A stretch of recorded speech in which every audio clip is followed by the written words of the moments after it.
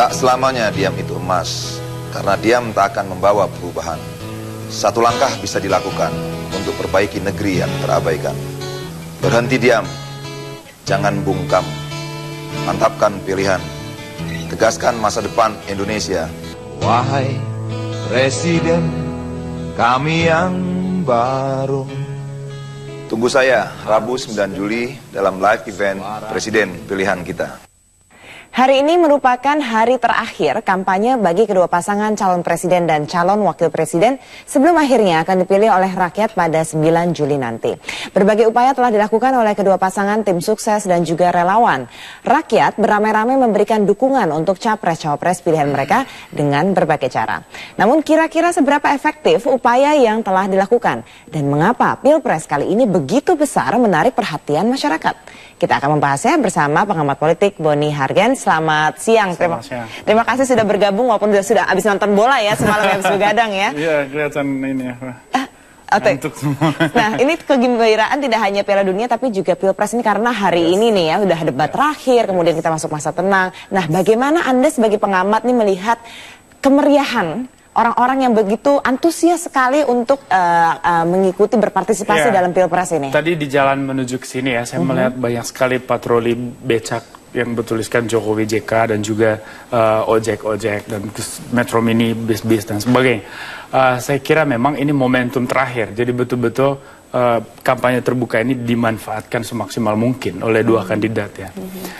Dan hari ini saya kira dari titik Gelora Bung Karno dan juga ada kegiatan lain tambahan dari kubu Jokowi itu memperlihatkan betapa orientasinya itu ingin merebut Pulau Jawa, konsentrasi dan perhatian dari seluruh masyarakat Pulau Jawa, ya, karena disinilah basis pemilih terbesar. Karena sebelum ini hampir setiap hari Pak Jokowi JK keliling ke seluruh Indonesia dan sekarang di titik akhir mereka ingin konsentrasi ke pusat. Oke, kalau kita bicara soal ini ada trending topiknya hari ini itu adalah soal relawan. Karena begitu besar relawan yang benar-benar ini ikut berpartisipasi terutama untuk mendukung Jokowi JK ya. Dari berbagai kalangan dan ini tanpa ada yang memobilisasi loh. Ya, kita semua mengerti bahwa ketika Pak Jokowi muncul kan memang semua orang meresponsnya dengan sangat positif. Pasar juga merespons secara positif. Artinya bahwa orang ini memang kehendak dari sebuah arus sejarah. Saya selalu mengatakan Jokowi ini kehendak sejarah. Jadi bukan bicara soal kepentingan partai, bukan bicara soal kepentingan kelompok orang, tetapi ini bicara soal kepentingan keseluruhan bangsa, kepentingan dari rakyat. Dan tesis lain juga saya sering mengatakan, Jokowi ini kan simbol kebangkitan populisme. Ketika proses politik itu menjemukan dan orang tidak melihat perubahan yang signifikan, kemudian orang mencari alternatif. Dan selama ini kita percaya bahwa elitisme lah yang bisa membawa perubahan, bahwa pemimpin itu harus datang dari atas. Ternyata mereka tidak memberi kebaikan apapun.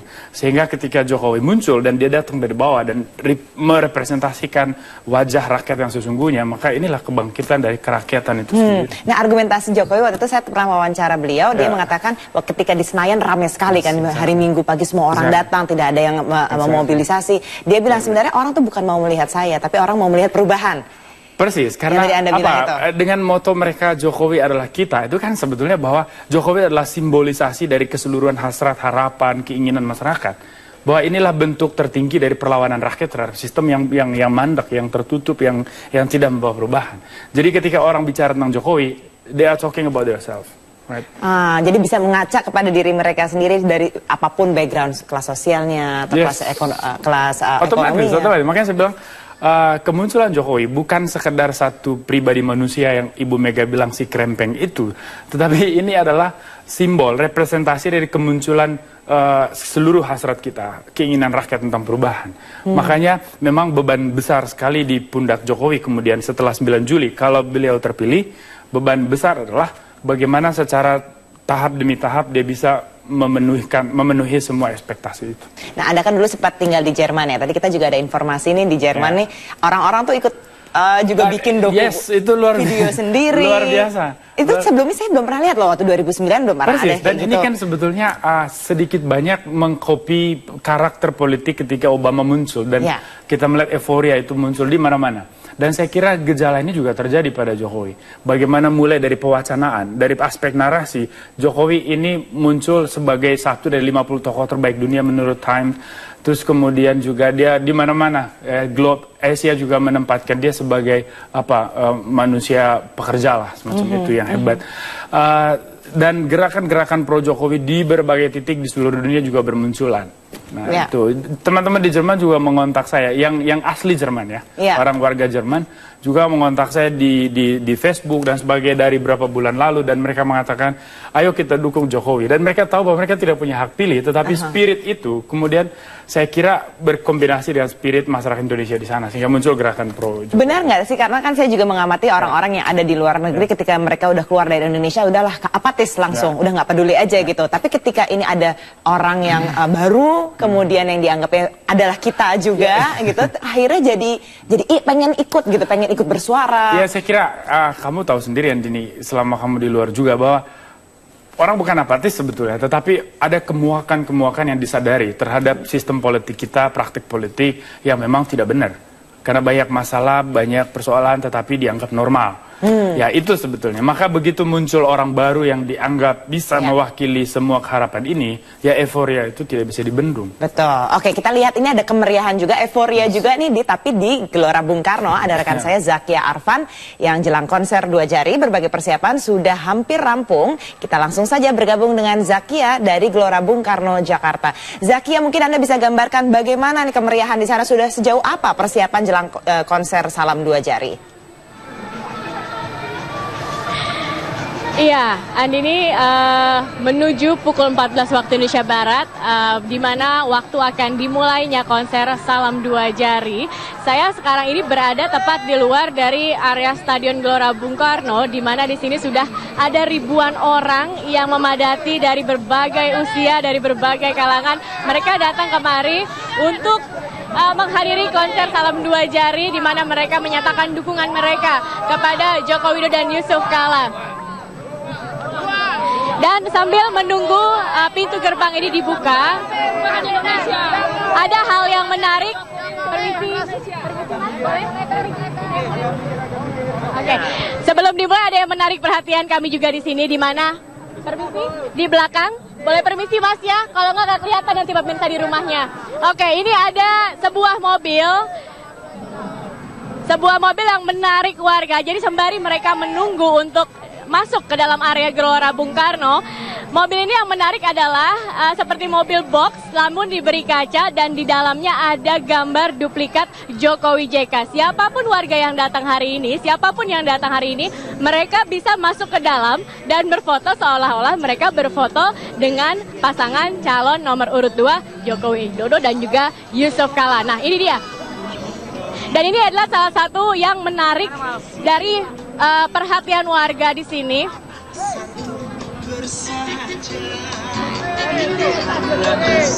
Dan selain itu juga pemirsa, selain mobil box yang digunakan warga untuk bersama-sama berfoto dengan duplikat Jokowi dan juga JK, di belakang saya sebelah sana ada juga selain panggung utama di dalam, ada sebuah panggung mobile. Jadi panggung ini sempat berjalan-jalan untuk mengadakan mini konser. Nah, yang kali ini diisi oleh band-band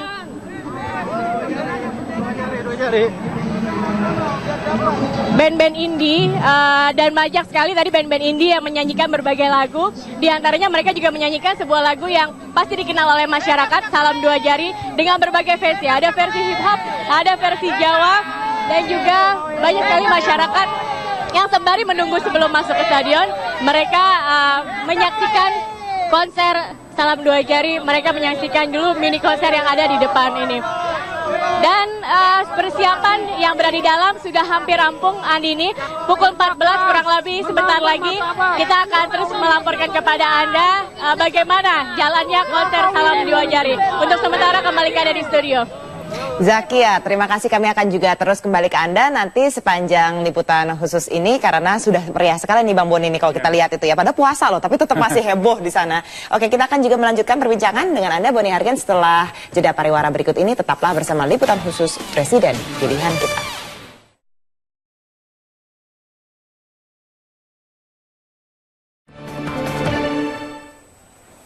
Kembali di liputan khusus Presiden Pilihan Kita dan masih bersama Bang Boni Hargens. Bang Boni, saya tuh kalau melihat sosial media, Twitter, itu Facebook atau Pers kita punya di sini, kayaknya sih semuanya tuh banyak sekali kesannya yang memang benar-benar mendukung Jokowi JK. Tapi apakah sebagai realitasnya juga seperti itu, bisa menggambarkan yang di dunia maya dibawa ke kehidupan sehari-hari sama realitanya seperti ya, itu? Saya kira pertanyaan kamu juga pertanyaan yang sama diajukan oleh saya masih ingat, saya lupa medianya, kepada Obama ketika itu diwawancara. Euforia luar biasa di seluruh dunia. Apakah Anda yakin bahwa ini betul real dan Anda akan menang?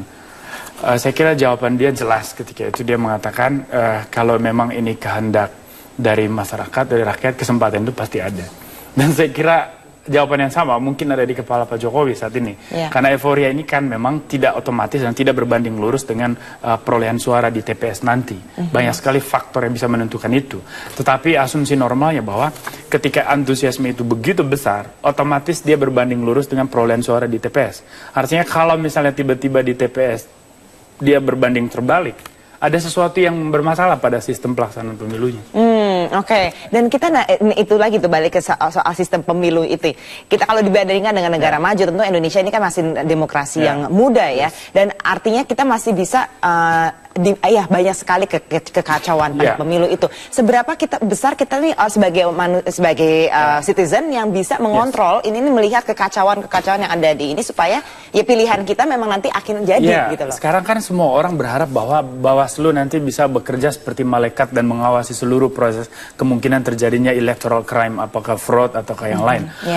Saya kira betul juga, tetapi tidak juga sepenuhnya pada Bawaslu. Saya kira yang paling penting itu adalah pada kita, seluruh masyarakat. Ketika kita bisa mau berpartisipasi dan kemudian siap menjadi saksi di situ, dan ada mekanisme kalau orang melapor dan menemukan pelanggaran, saya kira ini yang paling menentukan apakah proses ini akan fair atau tidak. Itu maka jangan terlalu percaya pada penyelenggara dan pengawas. Mereka sudah berbuat dan terbatas pastinya. Betul. Jadi saya kira partisipasi keseluruhan kita, kesadaran kita, volunteerisme kita itu yang sangat penting. Dan itu sudah berhasil di Jakarta 2012. Dengan segala model kampanye yang luar biasa jahat dan macam-macam warnanya. Terus semua orang berpikir bahwa akan ada sebuah upaya kejam untuk membunuh langkah Jokowi ketika itu. Dan ternyata prediksi-prediksi spekulasi itu semua batal. Dan dia menang. Saya kira spirit ini harus dikawal sampai kepada TPS. Cuman memang harus hati-hati adalah kebanyakan electoral fraud itu terjadi mulai dari TPS ya, setelah kita mencoblos suara itu dihitung, dari situ dia dalam transfer menuju KPU pusat banyak siluman, banyak sekali hantu dalam proses itu. Nah, itulah yang mesti harusnya dijaga ya, Bang ya. Oke, Bang Boni, kita akan berbicara lebih lanjut lagi nih, khususnya bagaimana nih peran relawan yang begitu besar untuk menggait undecided voters ini yang sampai sekarang masih tinggi loh angkanya nih setelah jeda pariwara 23% malah kan di Jakarta ya. Oke, kita akan bahas setelah jeda pariwara berikut, tetaplah bersama kami.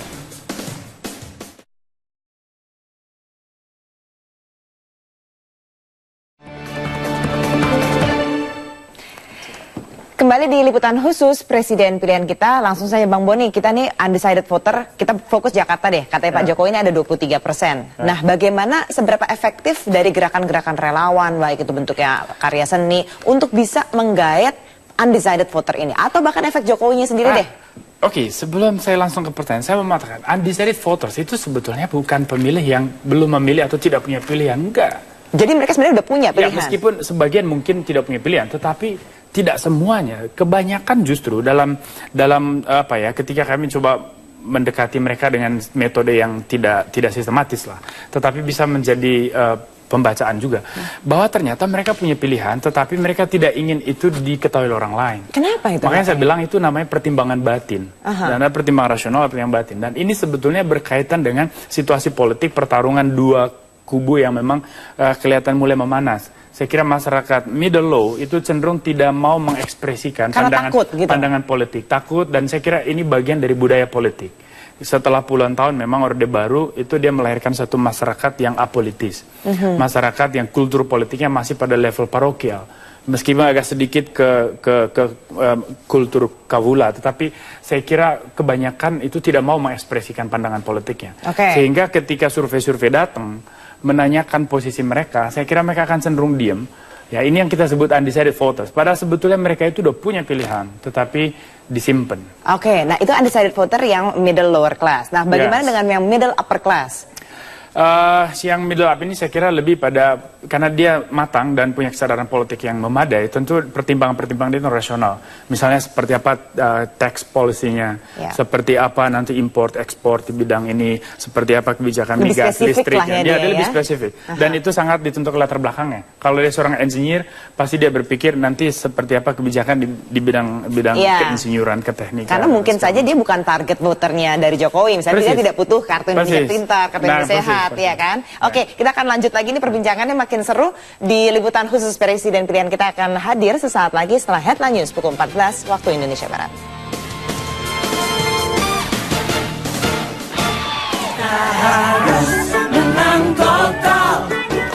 Saya Titi Puspa. Saya coblos nomor 2 karena saya kagum Jokowi dan JK. Jangan lupa pilih Jokowi. Saya Andre Hanusa. Saya memilih Jokowi JK nomor 2. Salam 2 jari. Jangan lupa pilih Jokowi. Saya Reparton bersama istri saya Ana Maria dengan tegas, dengan sangat yakin kami mendukung pasangan Jokowi JK. Tanggal 9 kami akan menyoblos nomor 2. Jokowi, salam 2 jari. Saya Yayang Senur akan mencoblos nomor 2 tanggal 9 itu karena Jokowi dan JK adalah orang-orang yang bermartabat. Salam 2 jari, jangan lupa pilih Jokowi. Pilih Jokowi, salam 2 jari. Halo, saya Krisdayanti. Saya mendukung Jokowi dan JK untuk menjadi presiden dan wakil presiden. Jangan lupa untuk pilih dan coblos nomor 2. Revolusi mental. Saya Edo Kondologit mendukung Jokowi JK. Pilih dan coblos nomor 2. Salam 2 jari. Jangan lupa pilih Jokowi.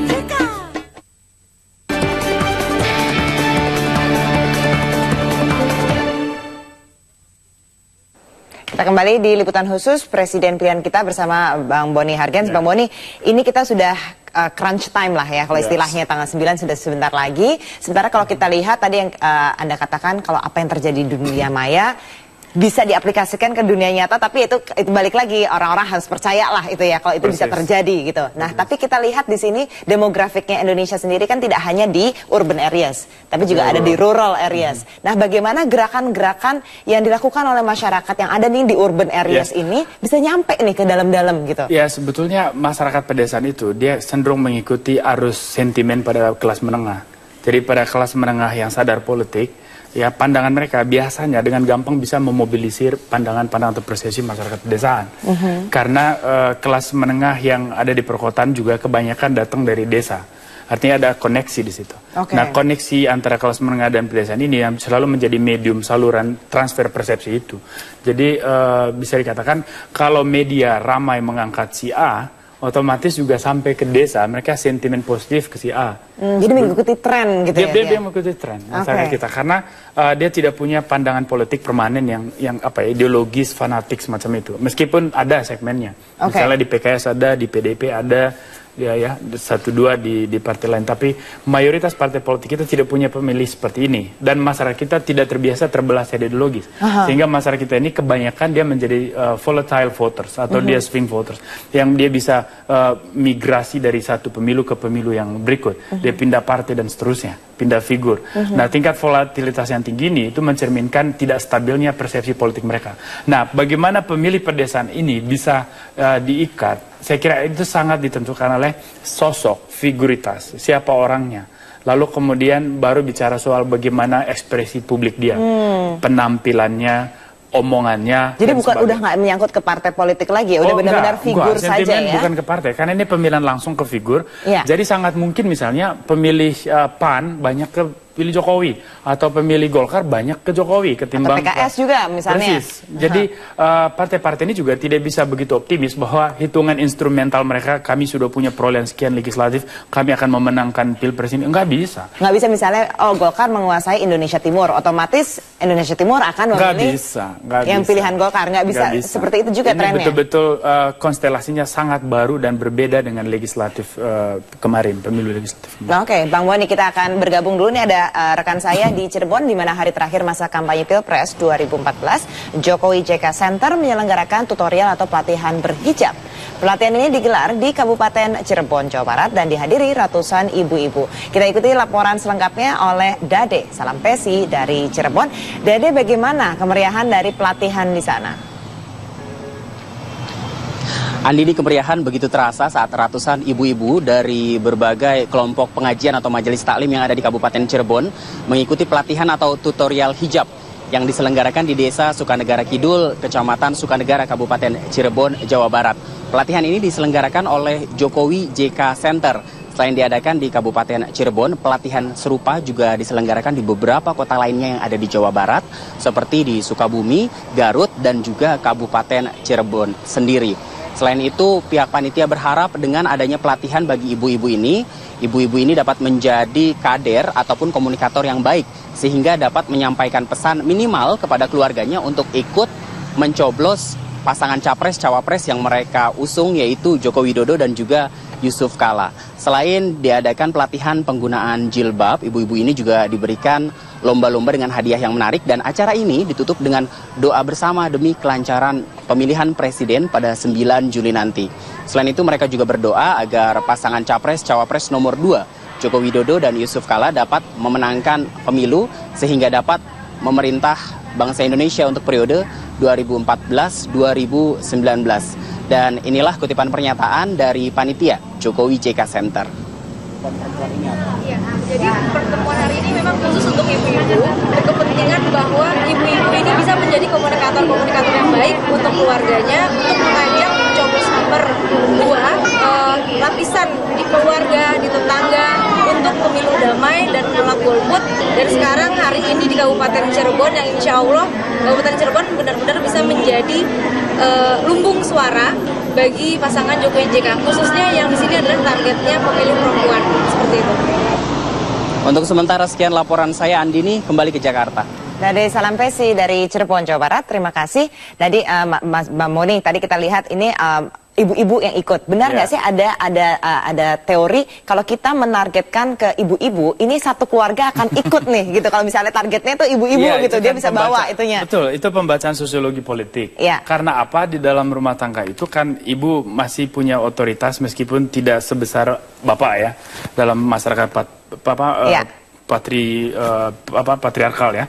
Dalam masa patriarkal. Tapi ibu-ibu ini karena dia biasa nonton TV dan dia juga perannya di dalam rumah sebagai ibu rumah tangga, dia bisa mempengaruhi pandangan buat anaknya dan juga bisa juga mempengaruhi suaminya. Oke, kita akan bahas lebih lanjut lagi nih pengaruh ibu nih dalam suara pemilih setelah jeda pariwara berikut. Tetaplah bersama kami.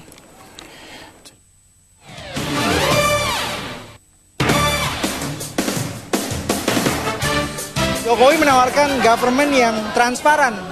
Yang dibutuhkan itu adalah kepercayaan, membangun trust masyarakat lagi. Dan saya percaya itu gitu. Saya percaya banget gitu. Saya percaya Jokowi JK. Dia tegas, terus jujur dan bersahaja. Di 3 elemen itu aja menurut gue udah cocok banget jadi pemimpin. Dan orang ini menurut saya bukan hebat, sederhana, tapi selalu memikirkan rakyatnya. Jadi ketika dia mencalonkan diri sebagai presiden, sebenarnya dia udah nyuri hati saya dari udah lama. Orangnya merakyat banget. Misalnya ada orang duduk dikasih duluan gitu kan. Sebetulnya merakyat, dan itu kayaknya nggak dibuat-buat. Ya mudah-mudahan dia punya tim yang kuat sekali. Dengan sendirian juga nggak bisa.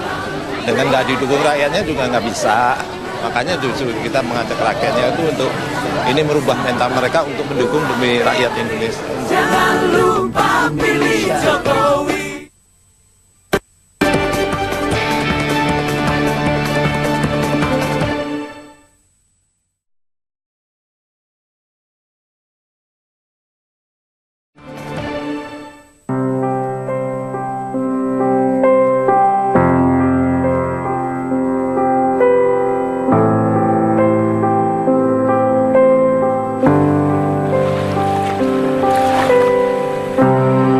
Saya lahir di sini.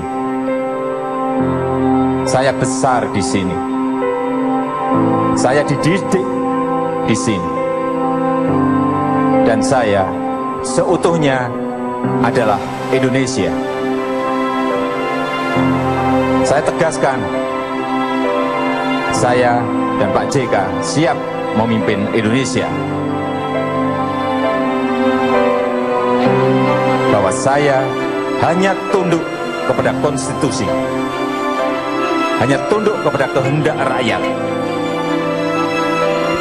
Indonesia.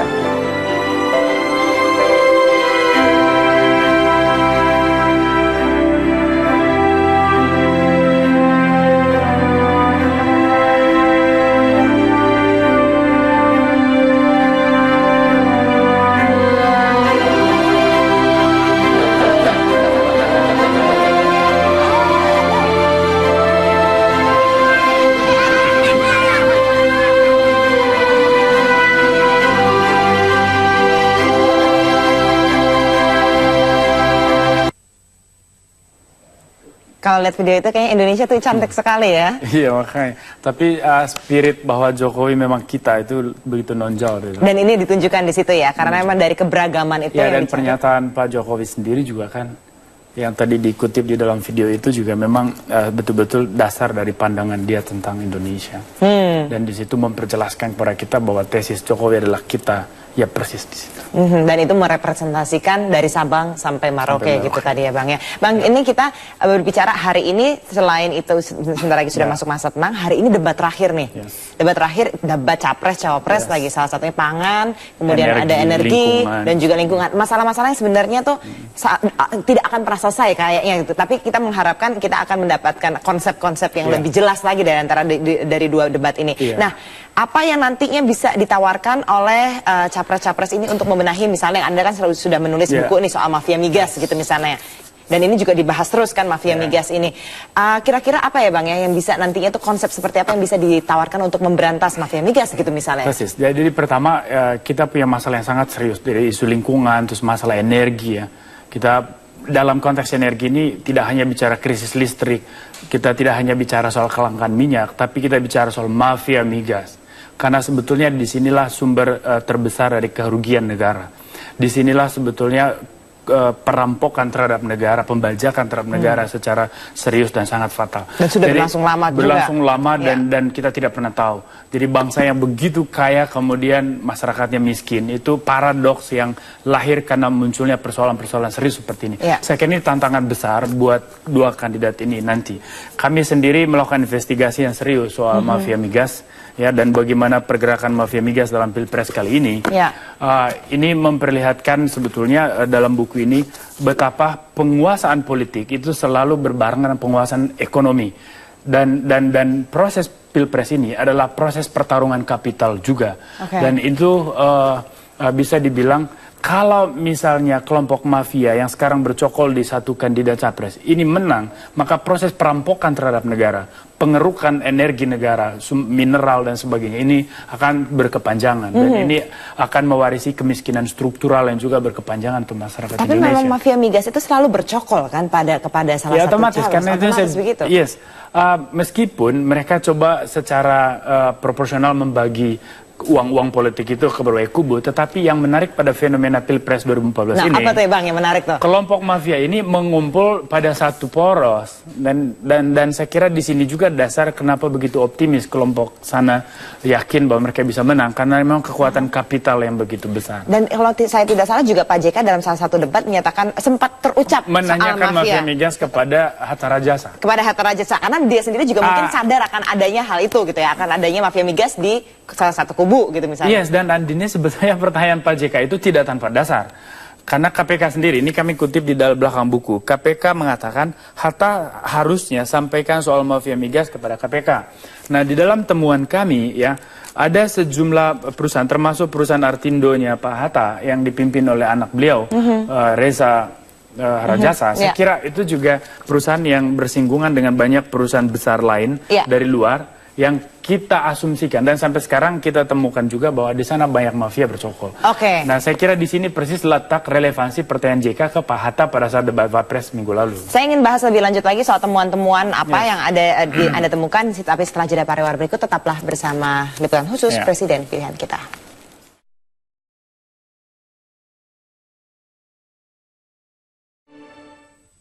Apa yang dibutuhkan Indonesia, jujur, sederhana, dan bekerja. Ayo kawan dukung Jokowi kalah, bersatu padu coblos nomor 2. Karena saya ngelihat kinerjanya bagus.